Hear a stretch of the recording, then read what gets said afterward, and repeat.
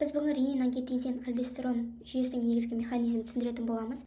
Бұл механизмді түсіндірместен бұрын қай жүйеде, қай органда қандай белок пен қандай гормон фермент бөлінетінін атап өтетін болсақ, бүйректе экстрагломерулярлы аппараттан ренин ферменті бөлінеді.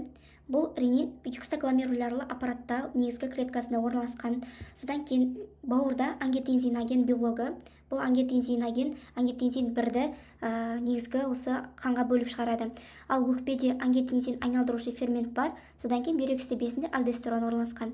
Ангиотензин 1 бұл белсенді емес, негізгі гормон болып табылады, яғни ешқандай маңызы жоқ.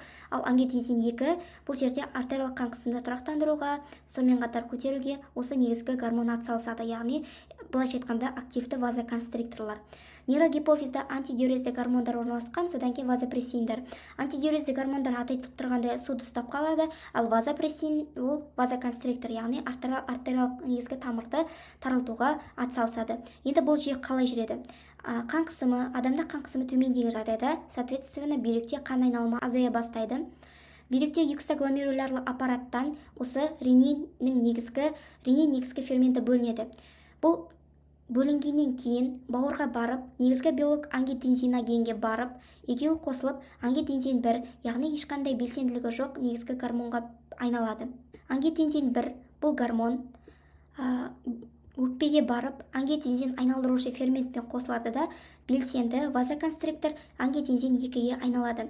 Ангиотензин 2-нің негізгі бұл жерде механизмі көп, яғни бұның негізгі әрекеті альдостеронды, сонымен қатар осы жерде орналасқан нейрогипофизді, яғни антидиурезді гормонды, вазопрессинді қанға бөліп, негізгі қан қысымын тұрақтандыру. Бұл жерде қалай жүреді?